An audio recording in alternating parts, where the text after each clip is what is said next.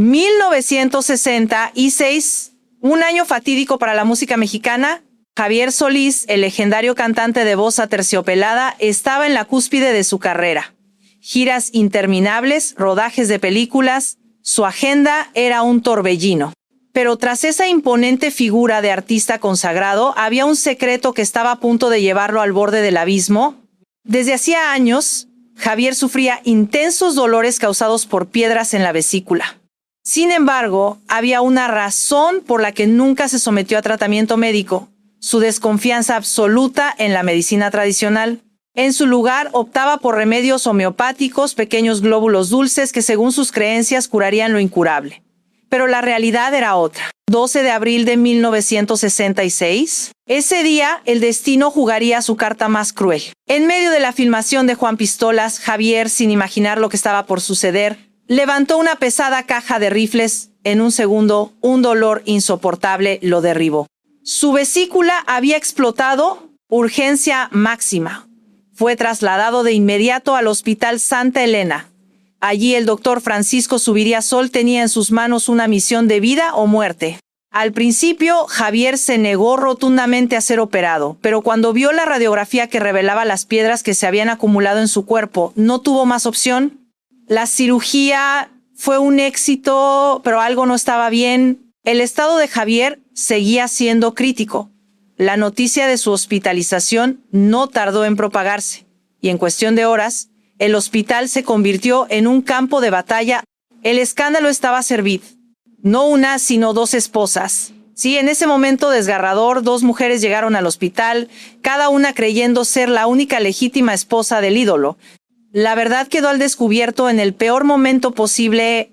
En medio de la tensión, los gritos y las lágrimas ambas se enfrentaron, sin importarles la agonía de Javier. Él, con la voz débil, les suplicó que cesaran su discusión, pero fue en vano. La disputa continuó. ¿Se imaginan el dolor de un hombre que al borde de la muerte no encontraba paz ni en sus últimos días? Mientras el tiempo se agotaba, la historia de Javier Solís se dirigía hacia un final trágico e inevitable. Pero antes de sumergirnos en los misterios que rodearon su muerte, viajemos en el tiempo, porque para entender la tragedia de un hombre, primero debemos conocer su grandeza. Su historia es la de un niño abandonado, un joven con sueños rotos, un luchador que contra todo pronóstico se convirtió en una leyenda. La historia del hombre que junto a Pedro Infante y Jorge Negrete formó la Trinidad del bolero ranchero, un artista que dejó un legado de 379 canciones, más de 70 discos, 29 álbumes de larga duración y 30 películas que marcaron la época de oro del cine mexicano. Mi soledad y yo, sombras nada más, canciones que hasta hoy siguen estremeciendo corazones, pero ¿cómo fue que Gabriel Siria Levario, un niño que creció en la pobreza y el abandono, logró convertirse en el inmortal Javier Solís? Acompáñenos a descubrirlo. La verdad detrás de su historia está por revelarse. Año 1945. Un niño de apenas 10 años lucha contra la vida, pero la vida no es justa. La tragedia lo golpeó desde muy pequeño. Su madre lo abandonó cuando tenía apenas 9 meses. Su destino quedó en manos de sus tíos, quienes, a pesar de darle amor, no pudieron llenar el vacío que lo atormentaría por el resto de su vida. Nunca pude superar el abandono de mis padres. Con tan solo 10 años enfrentó otro golpe devastador, la muerte de su amada tía. La familia quedó en una crisis económica tan severa que no hubo otra opción. Tuvo que abandonar la escuela y comenzar a trabajar. Desde recolector de huesos y vidrios, lavador de autos, panadero hasta carnicero, Javier Solís conoció la lucha antes que la fama. Pero dentro de él latía algo más fuerte que la miseria, una pasión que cambiaría su destino. David Lara, dueño de la carnicería La Providencia, fue quien descubrió su talento.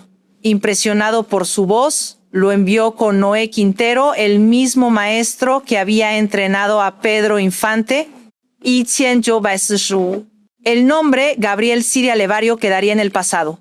A partir de ese momento se haría llamar Javier Luquín. Las plazas se convirtieron en su primer escenario, y aunque su primer pago en la música fue un par de zapatos, eso no lo detuvo. Con Ignacio Reyes aprendió a tocar la guitarra. Cantó en restaurantes, primero con el dúo Guadalajara y luego con el Trío México. Finalmente, dejó su empleo en la carnicería para vivir del canto.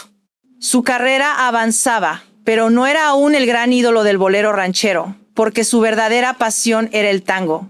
Sin embargo, en los clubes donde cantaba, las reglas eran claras. Tenía que cantar boleros. En medio de su carrera ascendente, conoció a Socorro González, su primera esposa, con quien se casó tras un embarazo no planeado en 1950. Pero la vida de un artista siempre tiene dos caras. El éxito lo absorbió y las giras lo alejaron de su familia. Mientras su esposa bautizaba sola a su hija, Javier vivía romances con múltiples mujeres. Y fue en ese torbellino de luces, amoríos y canciones cuando nació un nombre que marcaría la historia. Javier Solís, los mariachis lo llamaban el solista, y él decidió tomar ese apodo y hacerlo suyo. Un nuevo nombre, un nuevo hombre, un destino a punto de cumplirse, pero el golpe de suerte que lo catapultaría al estrellato aún estaba por llegar. En un bar llamado El Azteca, su vida cambiaría para siempre. En 1955, mientras trabajaba en el bar como cantante, apareció por esos lugares el mismísimo Julito Rey, la primera voz del trío Los Panchos. El hombre escuchó a Javier cantar y no dudó un segundo en arreglarle una audición con Felipe Valdés Leal, quien era el director artístico de Discos Columbia México.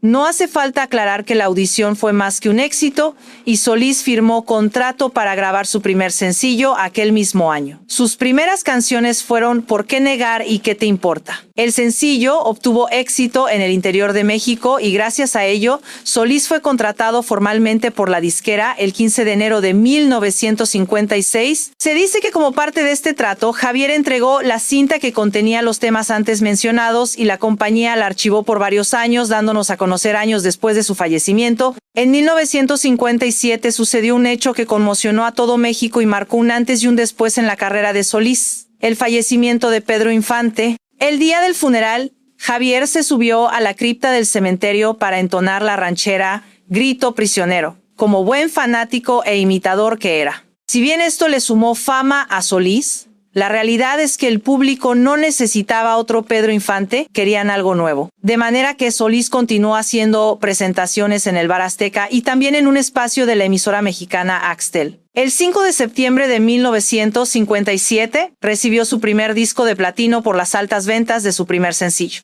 Como consecuencia, grabó su primer álbum, Javier Solís Volumen 1, añadiendo a las canciones de su disco sencillo 6 canciones más. Con la fama, iniciaron los interrogantes en torno a su vida privada, pues en un relato de Javier se aseguró que su nacimiento ocurrió en el estado mexicano de Sonora, lo cual desmintieron las investigaciones periodísticas posteriores. Al parecer, Solís decía que había nacido allí debido a que practicaba la religión yaqui del pueblo originario de Sonora. En 1959, tras varios consejos de Felipe Valdés, Solís dejó de imitar para siempre a Pedro Infante y comenzó a cantar en su propio estilo. Así fue que grabó la canción Llorarás, Llorarás, que formó parte del álbum del mismo título y se consagró definitivamente como un artista de renombre a nivel mundial. En junio de ese mismo año lanzó su primera gira internacional cantando en los Estados Unidos, Centro y Sudamérica, lo que lo llevó a presentarse en lugares como $1 Million en Puerto Rico y el Teatro Lyceum. El año 1960 estuvo lleno de logros para Javier. Por un lado, pudo cumplir su sueño de niño y protagonizar su primera película titulada El Norteño con Antonio y Luz María Aguilar.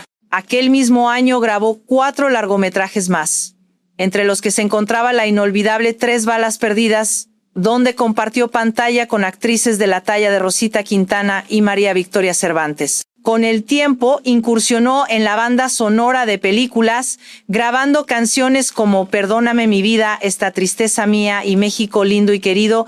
En 1965 lanzó su disco Sombras, cuyo tema homónimo rompió todos los récords de ventas anteriores de la compañía discográfica. Recibió una medalla por sus logros como cantante y por sus altas ventas. Ese mismo año se dio una gran revelación para todos sus fanáticos. Solís sacó su disco titulado Payaso, donde mostró una faceta que nadie conocía de él. Durante años la voz de Terciopelo se había estado maquillando, usando peluca y disfrazándose para actuar de incógnito en teatros, carpas y clubes nocturnos como payaso. Para él era una vía de escape emocional y un contraste a su personaje enamoradizo en los escenarios. Sin embargo, su carrera como payaso quedó reducida a un pasatiempo. No obstante, buscó presentarse en los circos más importantes del país y logró llegar al Circo Ataide, donde ofrecía funciones especiales para la Asociación Nacional de Actores. Muchos no supieron de su identidad hasta el lanzamiento del álbum Payaso. Lamentablemente, pocos fanáticos lograrían verlo actuar en esta faceta, ya que tan solo un año después ocurrió el trágico final. Su vesícula explotó y finalmente el 19 de abril a las 5:45 de la mañana, a sus cortos 34 años de edad, el rey del bolero ranchero partió de este mundo para siempre. Aquella mañana, como si se tratase de una película, se incorporó de la cama, dijo "Dios mío" y falleció.